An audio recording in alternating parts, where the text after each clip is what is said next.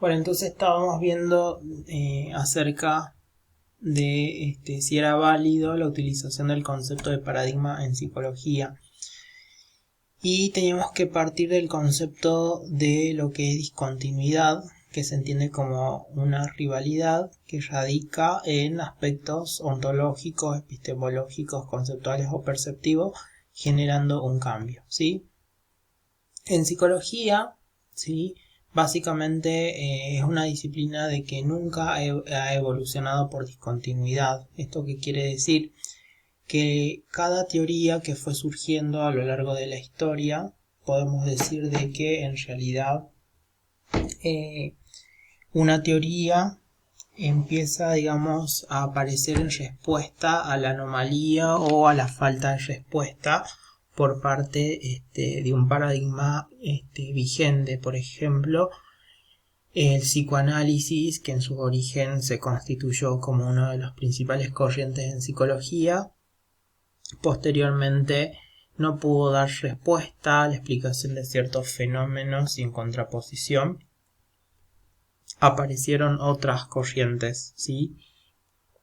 Eh, Básicamente en psicología, más que hablar de discontinuidad, hablamos de una transición de continuidad, ¿sí?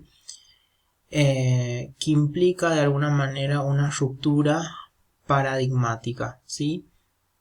Por ejemplo, un ejemplo de transición de continuidad de paradigmas podría ser la psicología conductita, donde hay ciertos fenómenos que ya no pueden ser explicados y, digamos, frente a determinada crisis aparece lo que es la psicología cognitiva, por ejemplo.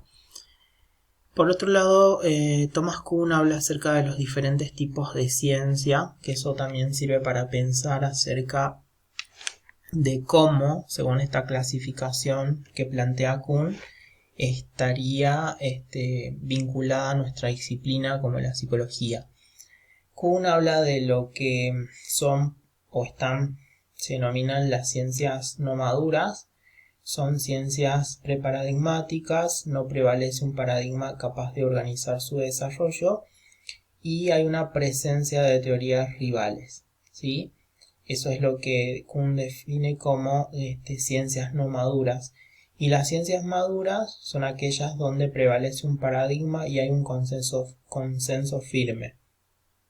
Pónganse a pensar, nuestra disciplina, podríamos decir, según esta clasificación, que se caracteriza por ser la psicología una ciencia no madura, justamente porque prevalece una variedad de teorías, ¿sí?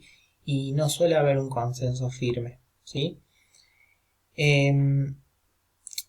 También hay una serie de críticas que se le realizó al concepto de paradigma, sobre todo el concepto que utiliza Kuhn para las ciencias más de tipo como la física, las matemáticas, entre otras disciplinas. El concepto de paradigma se adopta para corrientes de pensamiento que supuestamente no se tocan en su desarrollo, ¿sí? Cuando en realidad las disciplinas muchas veces tienen como puntos en común, ¿no? En psicología no hay una pluralidad de corrientes aisladas, sino corrientes de pensamiento que coexisten dialécticamente y muchas veces, más que hablar de cambio de paradigma o de evolución, hablamos más que nada de una transición entre una corriente y otras. Esto quiere decir de que hay como una combinación entre lo que yo les decía hace rato, una combinación entre lo que es la tesis, antítesis y la síntesis, ¿sí? Es decir, la síntesis da lugar a una combinación de dos ideas que son totalmente diferentes. Y me gustaría terminar esta parte con esta frase que hace juego mucho, que es utilizado mucho en el campo deportivo, pero también lo podemos utilizar en relación a este tema de paradigmas, que dice de que el campeonato se juega entre varios equipos y cada partido es una síntesis dialéctica del desempeño de los opuestos, ¿sí? Frase para pensar y relacionar con nuestro campo de la psicología, que se caracteriza por ser netamente conflictivo, donde constantemente hay diferentes corrientes, donde hay posturas opuestas y constantemente hay contradicciones, ¿sí? Y muchas veces no se puede generar esta síntesis dialéctica. Si tienen algún tipo de dudas, pueden dejar sus comentarios en las publicaciones de este video. Ahora, un poco para finalizar esta parte, lo que quiero hacer es un poco compartir con ustedes como una síntesis sobre los tres tipos de paradigmas que hemos podido observar a lo largo de las clases, ¿sí? Por un lado tenemos lo que es el paradigma positivista, ¿sí? El paradigma positivista tiene su interés en explicar, controlar, predecir, aquello que ya lo desarrollamos en una clase anterior. La ontología tiene que ver básicamente con el estudio de la esencia, ¿no?, de este paradigma.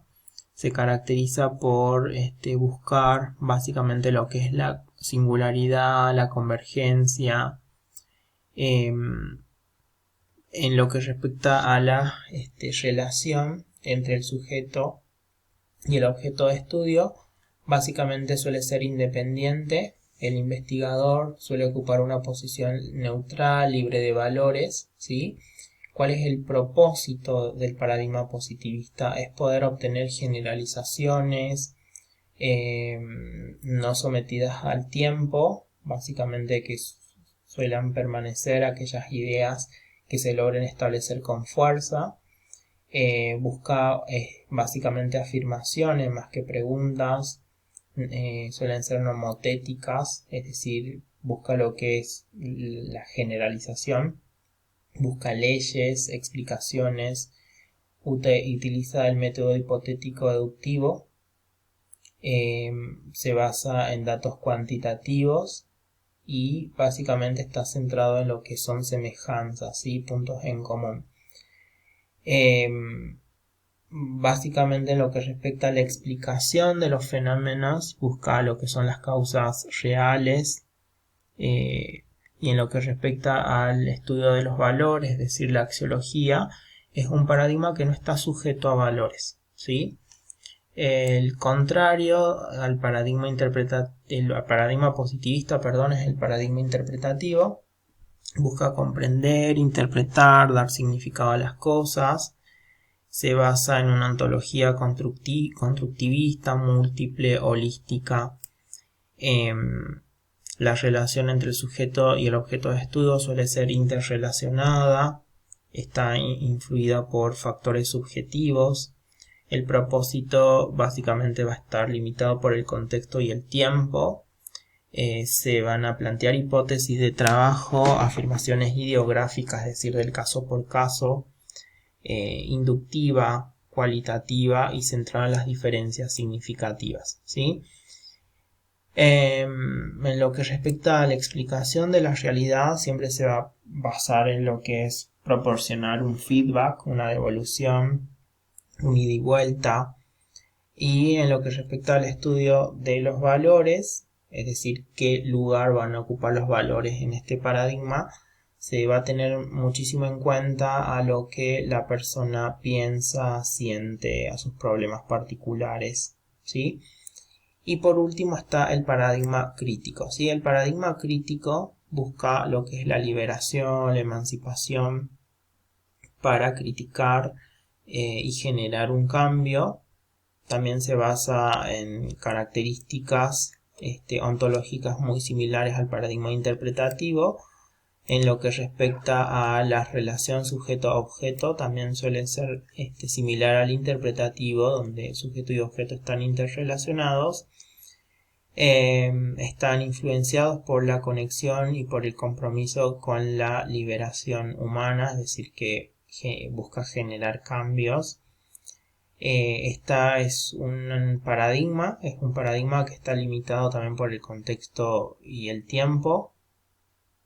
Las características son muy similares, ¿no?, al paradigma interpretativo. Y en lo que respecta a la explicación y la axiología también son muy similares al paradigma interpretativo, ¿sí? Pero, ¿cuál es la diferencia básica entre un paradigma crítico e interpretativo? Básicamente, el paradigma crítico, a diferencia del interpretativo, el crítico va a buscar un cambio, ¿sí? El interpretativo se puede quedar en obtener el conocimiento, pero no generar tanto cambio, ¿sí? Y por otro lado, el paradigma crítico es un paradigma que suele estar muy marcado por corrientes ideológicas y que también de alguna manera el paradigma crítico pretende emancipar a los pueblos, muchas veces se basa en una postura crítica en relación a la construcción del conocimiento, ¿sí? Todo esto que hoy estamos desarrollando lo vamos a poder ampliar y lo vamos a relacionar puntualmente con las diferentes corrientes dentro del campo de la psicología. Así que si tienen también algún tipo de duda, pueden realizar sus comentarios en este video.